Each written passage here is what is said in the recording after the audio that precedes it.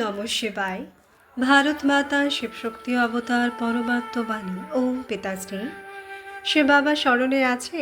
আজকের তারিখ 29শে মে 2026, প্রাতঃ ক্লাস। ওম নমঃ শিবায়।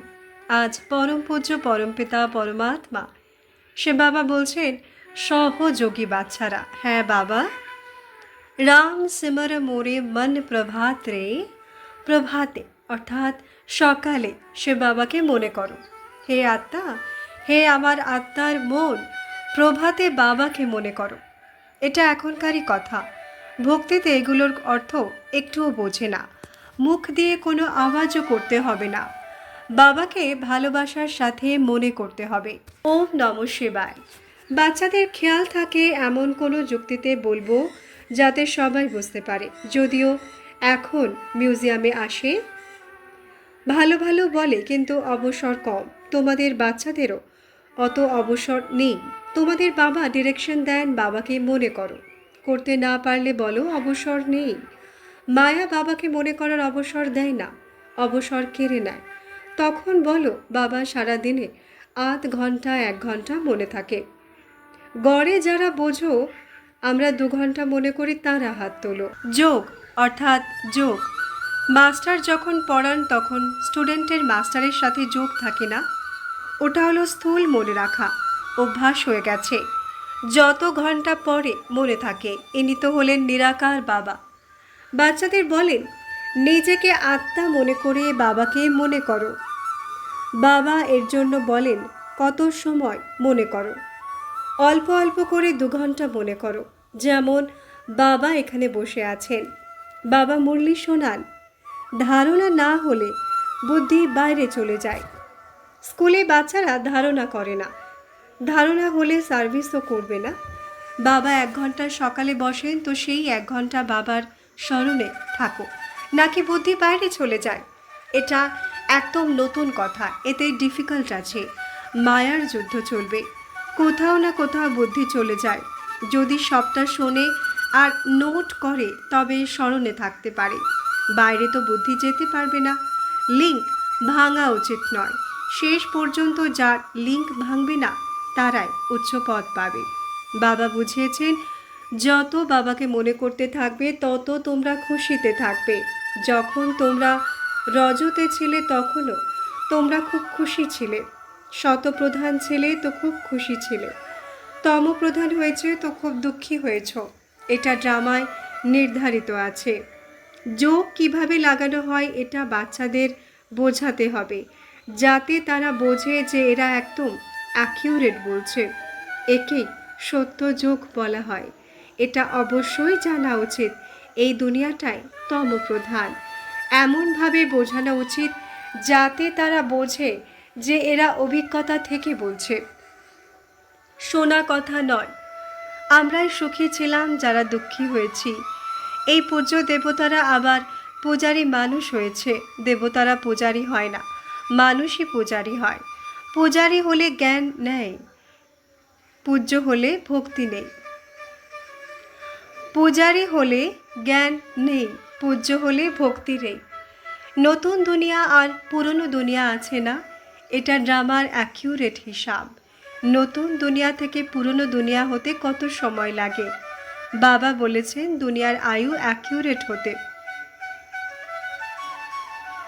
বাবা বলেছেন দুনিয়ার আয়ু অ্যাকিউরেট এত, সেকেন্ডেও কম বেশি হতে পারে না। এখন তোমাদের বুদ্ধিতে আছে 5000 বছর পূর্ণ হতে চলেছে। অ্যাটমিক বোমার লড়াইও লাগবে, সাথে সাথে ন্যাচারাল ক্যালামিটিসও হবে। দুজনেই সাহায্য করে, ঝটপট কাজ করবে। হাসপাতাল ইত্যাদি তো থাকবে না, কোথায় যাবে সবাই? রোগীও শেষ হয়ে যাবে। বিদেশে মৃত্যু সহজ, কারণ তারা সুখ খুব একটা ভোগ করেনি। এখানে রক্তের নদীও বইবে, আবার ঘিয়েরও। এখানে সুখও বেশি তো দুঃখও বেশি। ওখানে তো খুব মিষ্টি মিষ্টি মৃত্যু। বসে বসে বেহুশ হলো, খতম। তোমরা খুশি হবে তাদের মৃত্যু তো খুব সহজ হলো। মৃত্যু হলে এমন হোক, এমনও বসে বসে শরীর ছেড়ে দেয়। কর্মাতীত অবস্থা হলে পড়েও যাবে না, ওটা সব থেকে ভালো। আগে গিয়ে তোমরা দেখবে বিদেশেও হবে যারা বসে বসে শেষ হয়ে যাবে। বেহুশ হলেও হর্ষিত মুখ। কিছু তো নিদর্শন চায়। আত্মা হর্ষিত হয়ে যায়। আত্মায় হর্ষিত ভাব থাকলে শরীরেও আসবে। আত্মা খুব খুশিতে হর্ষিত মুখ হয়ে শরীর ছাড়ে, তাকে কর্মাতীত অবস্থা বলা হয়। তারা এই পদ পাবে, আর কিছু মনেও আসবে না। একে বলা হয় সবথেকে মিষ্টি শরীর ছাড়া। তাই সাপের উদাহরণ দেওয়া হয়। প্র্যাকটিস এখান থেকে হবে, তারপর চলতে থাকবে। একে বলা হয় গুপ্ত মেহনত। তোমরাই জানো, আর কেউ জানে না। প্রত্যেকে নিজেই জানো আমরা বাবাকে কত মনে করি। মোস্ট বেলাভেড, পরম প্রিয় বাবা। তোমাদের ছাড়া আর কেউ অ্যাকিউরেট বাবাকে মনে করতে পারবে না। তোমাদের তো অকুপেশন জানা আছে, তাই মোস্ট বেলাভেড বলো। পরমপ্রিয় পরমপিতা পরমাত্মা। আবার ভালো কথা হলো ইনি বাবা ও টিচারও সদ্গুরুও। বাবাকে ভুলে যাও তো টিচারকে মনে করো।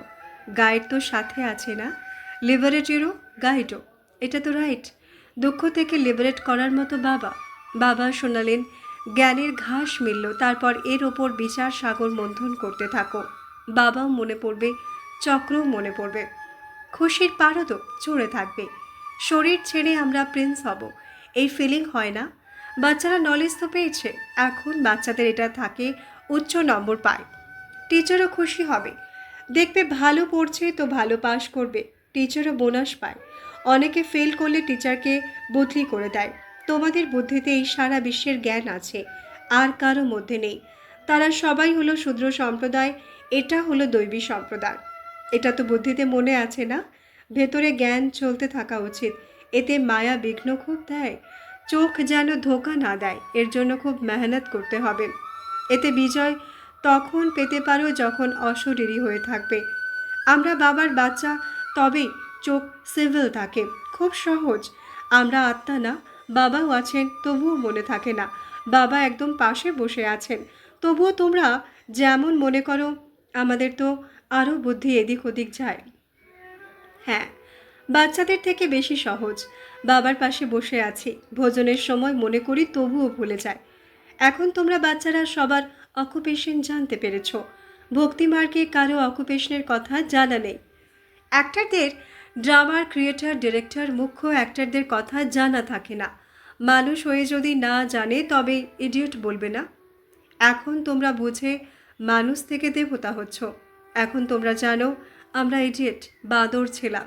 এই জন্মেই বাদর ছিলাম, আবার এই জন্মেই বিশ্বের মালিক হওয়ার যোগ্য হচ্ছি। বোঝে আমরা বাদরের থেকেও অধম ছিলাম। বলে ঈশ্বর সর্বব্যাপী। সর্বব্যাপী হওয়ার জ্ঞান তো একেবারেই জঙ্গলি ব্যাপার। এখন তোমরা বোঝো। অনেক প্রকারের মানুষ আছে। কেউ তো বলে যেদিকে তাকায় রাধে রাধে, কৃষ্ণের পূজারী, আবার বলবে কৃষ্ণই কৃষ্ণ। ভক্তি মার্গ না? অনেক পূজা হয়। এখন তোমাদের বুদ্ধি কোথায় যায়? আমরা নতুন দুনিয়ায় আসব। কোনো মন্দির থাকবে না, জ্ঞানও থাকবে না। জ্ঞান আছেই পুরনো দুনিয়া থেকে নতুন দুনিয়ায় যাওয়ার জন্য। রাজযোগ না, রাজা রানী, ডবল সিরতাজ, এই লক্ষ্মীনারায়ণ না? কিন্তু বোঝে কিছুই না। আম্বা আম্বা বলতে থাকে। লক্ষ্মীকে অম্বা বলবে না। কত নাম আছে, কালী, চণ্ডিকা। এখন তোমরা বাচ্চারা সব কিছু ভুলে যাও, দেহকেও ভুলতে হবে। ভগবানও বাঁচ না। গীতার সম্মান খুব। অনেক মায়েরা গীতার অর্থ সংস্কৃতে বসে শোনায়। ভিন্ন ভিন্ন প্রকারের আছে।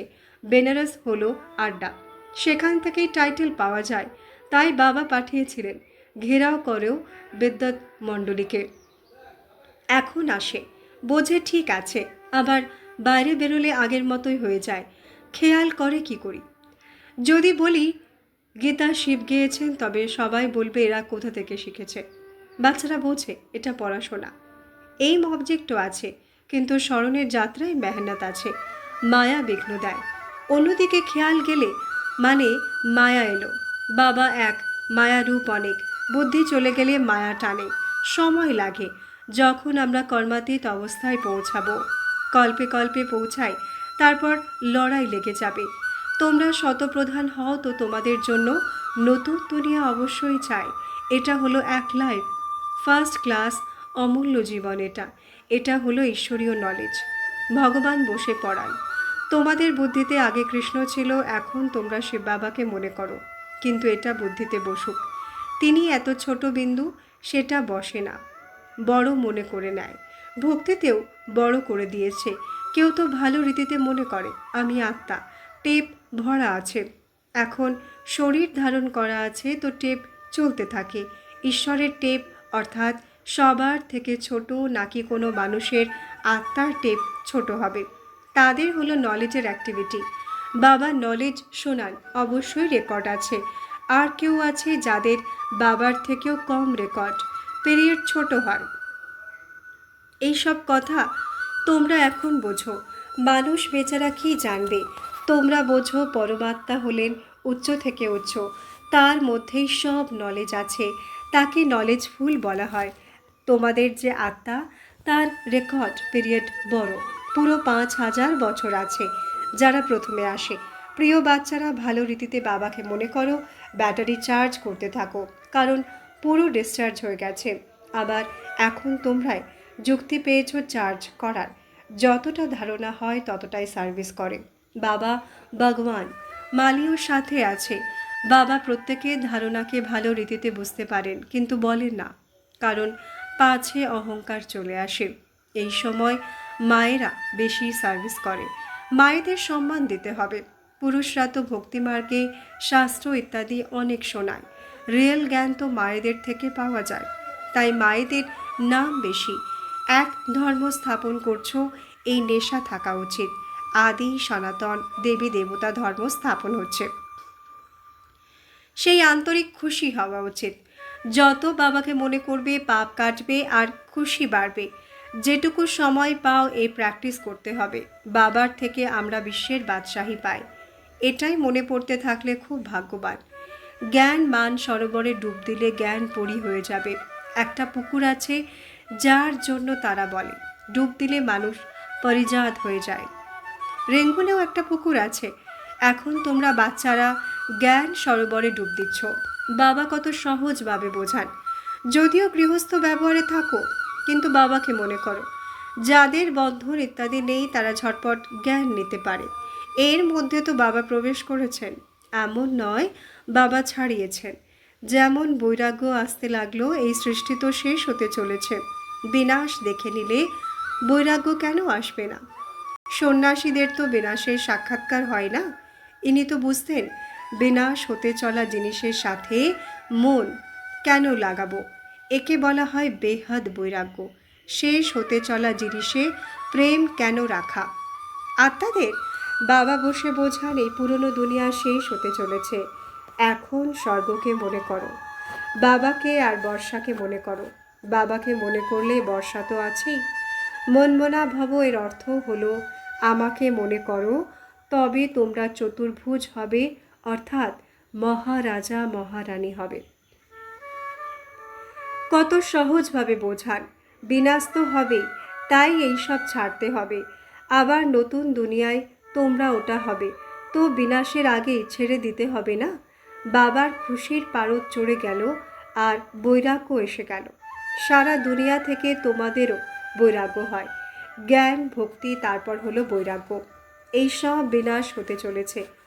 এখন তো আমাদের ফিরে বাড়ি যেতে হবে, এর জন্য পুরুষার্থ করতে হবে। এই পুরনো দুনিয়া বিনাশ হয়ে যাবে, তারপর আমরা নতুন দুনিয়ায় ভায়া শান্তিধাম যাব। সুইট বাবা, সুইট হো, সুইট রাজধানীকে মনে করতে থাকতে হবে। বাবা তোমাদের বাচ্চাদেরও বলেন এখন নতুন দুনিয়ায় চলতে হবে, তো বাবাকে আরও নতুন দুনিয়াকে মনে করো।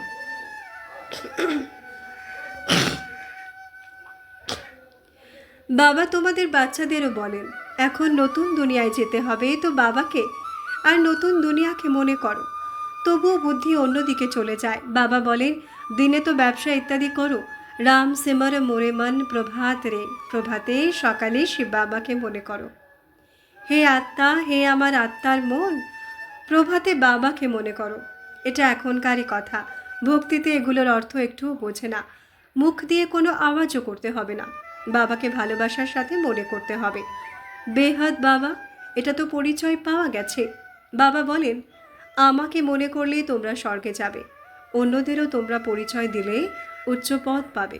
সকালে খুব আনন্দ হয়, চাইলে উঠে বসো, চাইলে ঘুরে বেড়াও, বাবাকে মনে করো।